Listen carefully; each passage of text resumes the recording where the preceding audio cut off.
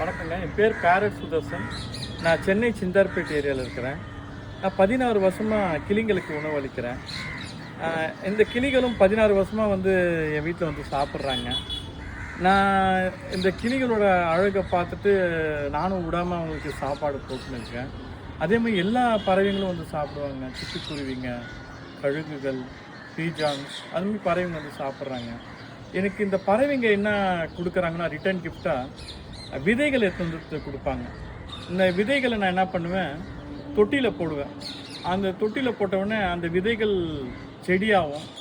அந்த செடிகளை நான் அந்த தொட்டிலேருந்து எடுத்து பேக்கில் போட்டு நான் ஒரு 2000 மரங்கிட்ட நட்டு வந்திருக்கிறேன். மரங்கள் தான் இந்த பறவைகளுக்கு வீடு, மரங்களில் தான் உணவு, மரங்கள் தான் நம்ம குழந்தைகளுக்கு எத்தனையோ ட்ரில்லியன்ஸ் ஆஃப் ஆக்சிஜன் கொடுக்குறாங்க, ஃப்ரீயாக கொடுக்குறாங்க. அதனால் இந்த பறவை இனங்கள் என்ன சொல்ல வராங்கன்னா, நிறைய மரங்கள் நடுன்னு சொல்கிறாங்க.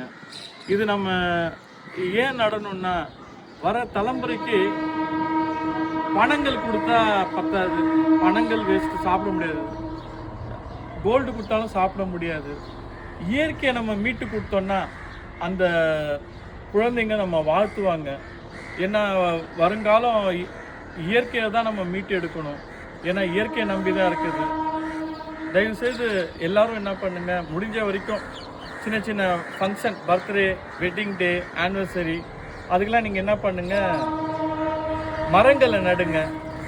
மரங்கள் நட்டால் இனங்கள் வாழும், உங்களுக்கும் அவங்களோட ஆசீர்வாதம் கிடைக்கும்.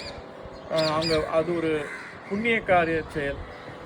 இந்த பூமி தாய்க்கு நம்ம வாழ்த்துற மாதிரி, அவங்களுக்கு மரியாதை கொடுக்குற மாதிரி. அதனால வர தலைமுறைக்கு மரங்கள் நடுங்க. அதுதான் என்னோட சின்ன ரிக்வெஸ்ட்டு. ரொம்ப நன்றிங்க.